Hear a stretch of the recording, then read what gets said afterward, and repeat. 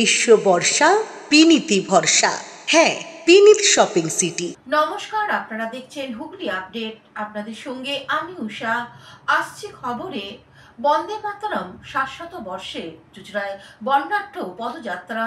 সাহিত্য সম্রাট বঙ্কিমচন্দ্র চট্টোপাধ্যায় রচিত স্বাধীনতা মূল মন্ত্র বন্দে মাতরমের ১৫০ বছর পূর্ণ করেছে। হুগলি জেলার চুঁচুড়া জোড়াঘাটে এই মন্ত্র রচয়িত হয়েছিল। সাহিত্য সম্রাট বঙ্কিমচন্দ্র তখন হুগলি জেলার অতিরিক্ত জেলা শাসক ছিলেন আর বসবাস করতেন জোড়াঘাটের এই বাড়িতে।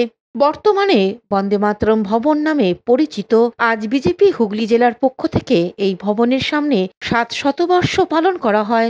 বিভিন্ন অনুষ্ঠানের মধ্য দিয়ে তারপর এক বর্ণাঢ্য পদযাত্রা বের হয় শহরে। চুঁচুড়া ঘড়ির মোড়ের মঞ্চে সমাপ্ত হয়। উপস্থিত ছিলেন প্রধান অতিথি হিসেবে বিজেপির রাজ্য সভাপতি শ্রমিক ভট্টাচার্য, জেলা সভাপতি গৌতম চ্যাটার্জি, দীপাঞ্জন গুহ, স্বপন পাল, সুবীর নাগ, সপ্তর্ষি ব্যানার্জি সহ অন্যান্যরা। আজকের কর্মসূচি প্রসঙ্গে বিজেপি নেতা দীপাঞ্জন গুহ এক সাক্ষাৎকারে বলেন, এখানে আছে সকলকে মঞ্চের সামনে যে আসন রয়েছে সেই আসনে উপবেশনের জন্য বা বসে পড়ার জন্য আমন্ত্রণ জানাবো।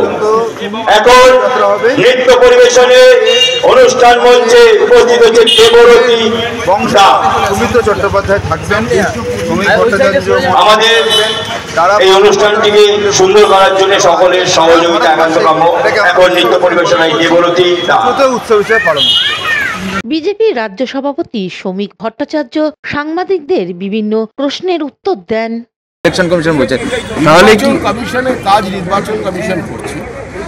আমি রাজনৈতিক দলের কর্মী, সাংসদ হলেও আমি আমার কাজ করব।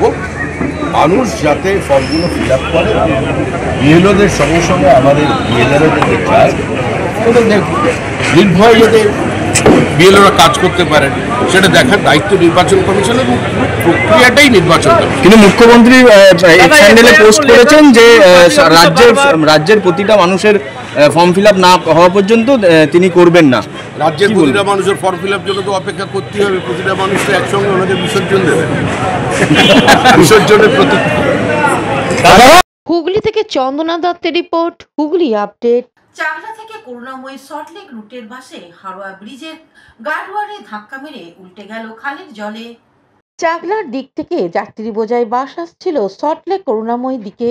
রাজারহাট অন্তর্গত হারোয়া ব্রিজের কাছে নিয়ন্ত্রণ হারিয়ে বাসটি প্রথমে ব্রিজের ডিভাইডারে ধাক্কা মারে, পরে বাসটি উল্টে যায় খালে। বাসের মধ্যে থাকা ৪০ জনের বেশি যাত্রী আহত বলে পুলিশ সূত্রে জানা গেছে। এখনো পর্যন্ত বাসটিকে উদ্ধার করার কাজ চালানো হচ্ছে। পাশাপাশি বাসের মধ্যে আটকে রয়েছে একাধিক যাত্রী।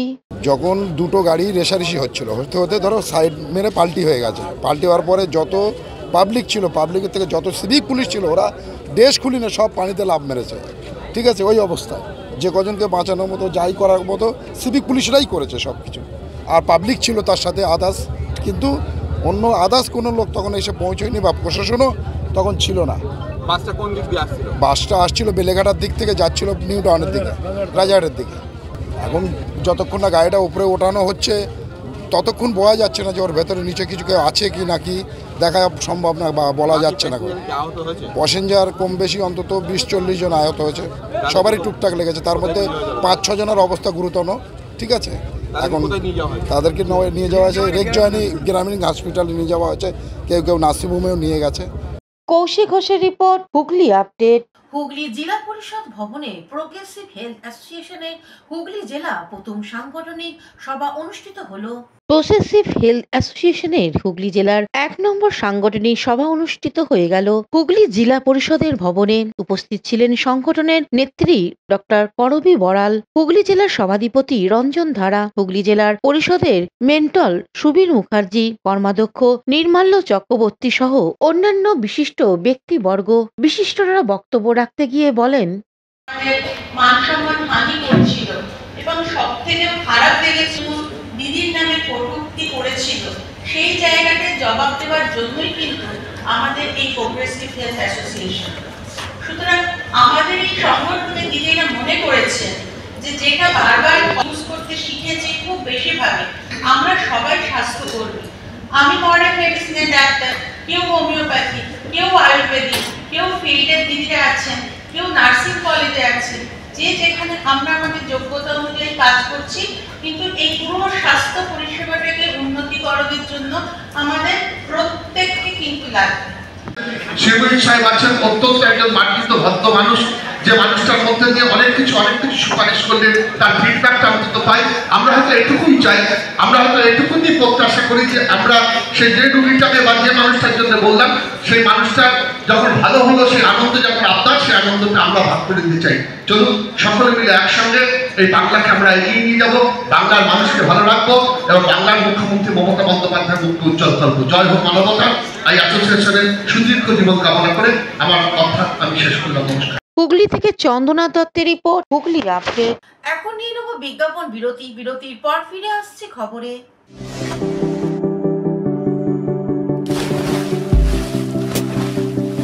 Fasten your seatbelts as you take a tour around your marine wonderland.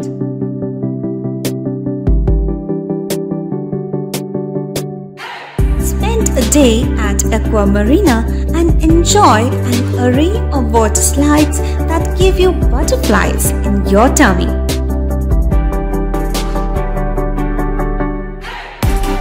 Aqua Marina is a holistic weekend destination for friends, family, and couples and offers magic to soothe your body, mind, and soul.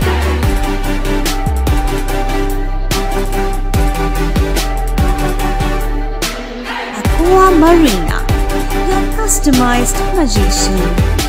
Welcome aboard and see the magic unfold. শীত, গ্রীষ্ম, বর্ষা, পিনিতি ভরসা। হ্যাঁ, পিনিত shopping city. যে কোনো মরশুমের readymade জামা কাপড় পাওয়া যায় একই ছাদের তলায়। ছোট থেকে বড়, পুরুষ, মহিলা ও শিশুদের একমাত্র নির্ভরযোগ্য প্রতিষ্ঠান। শীতকালীন যে কোনো শাড়ি, জিন্স, টপ, কুর্তি, চুড়িদার, পাঞ্জাবি মানেই পিনিত শপিং সিটি। আখন বাজার, চুঁচুড়া, Hooghly. Amala nursing home. Enjoy a weekend at Vedam, the paradise of peace. A home away from home.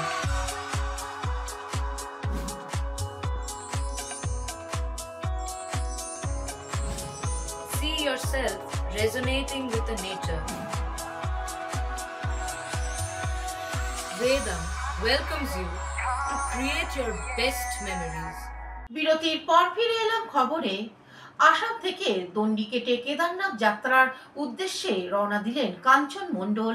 দণ্ডি কেটে আসাম থেকে কেদারনাথ যাচ্ছেন এক যুবক। আজ থেকে ৯৮ দিন আগে আসামের বরপেটা থেকে উত্তরাখণ্ডের কেদারনাথের উদ্দেশ্যে রওনা দিয়েছেন বছর ২০ যুবকের নাম কাঞ্চন মণ্ডল। জগৎ কল্যাণের কামনায় কেদারনাথ মন্দির দর্শন ও পুজো দেওয়ার তার উদ্দেশ্য বলে জানান। আজ তিনি দণ্ডি কেটে পৌঁছেছেন শিলিগুড়ি সংলগ্ন ফুলবাড়ি এলাকায়। কাঞ্চন মণ্ডল জানান, আজ থেকে প্রায় ৯৮ দিন আগে আমার এই যাত্রা শুরু করেছেন। আমার নাম হইল প্রাঞ্জল মণ্ডল। আমি আসাম বরপেটা থেকে কেদারনাথ দণ্ডি কেটে যাত্রা করতেছি।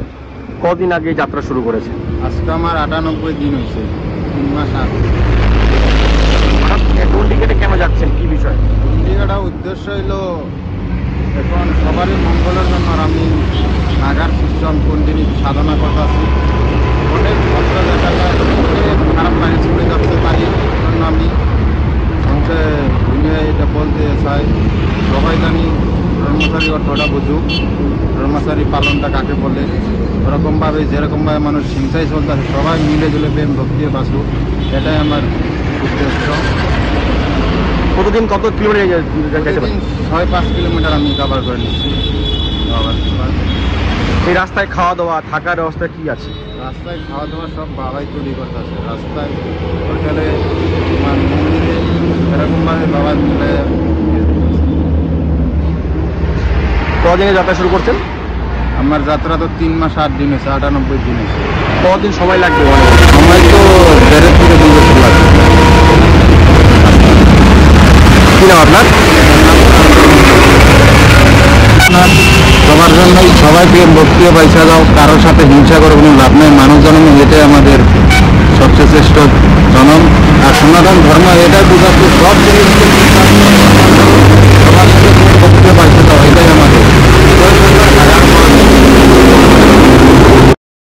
কৌশিক ঘোষের রিপোর্ট, হুগলি আপডেট। ব্যান্ডেলে সমাপ্ত হলো বঙ্গীয় সংস্কৃতি উৎসব মেলা 2025। বঙ্গীয় সাংস্কৃতিক উৎসব মেলা 2025 সমাপ্ত হলো ব্যান্ডেল জল ট্যাঙ্ক সংলগ্ন পৌরসভার পরিষেবা কেন্দ্রে। কয়েকদিন ধরে চলে এই মেলা। বিভিন্ন হাতের কাজ, রকমারি সাজসজ্জা সহ বিভিন্ন সামগ্রী। ইন্টারন্যাশনাল সংস্থা ব্রহ্মকুমারীর রাজ্য সেন্টার ব্যান্ডেল শাখার পক্ষ থেকে স্টল দেয়া হয়েছিল। রোজই সাংস্কৃতিক অনুষ্ঠান অনুষ্ঠিত হয়। এবারের মেলা প্রসঙ্গে উদ্যোক্তাদের পক্ষ থেকে জানানো হয়, আমরা বলাবার প্রচেষ্টা এবছর থেকে একটু করে নতুন পরে আমরা আমাদের মেলাটাকে নিয়ে এসেছি। এতদিন যে আপনাদের লোকে সবাই দেখেছেন পিঠেপুলি মেলা হিসেবে, এবছর আমরা নতুন করে নিয়ে এসেছি, তার নাম দিয়েছি বঙ্গীয় সাংস্কৃতিক উৎসব। এগিয়ে নিয়ে এসেছি, এই সময়তে লোকে ঠিক পিঠেপুলি খায় না, তো সেই কারণে আমরা এগিয়ে নিয়ে এসেছি পুরো সাংস্কৃতিক অনুষ্ঠান আর মেলাটা হচ্ছে।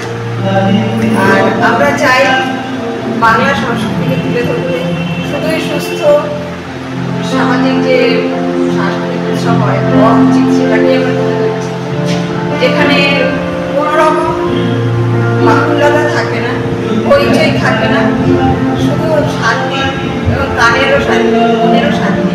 এরকম একটা অনুষ্ঠান আমরা করতে চাইছি।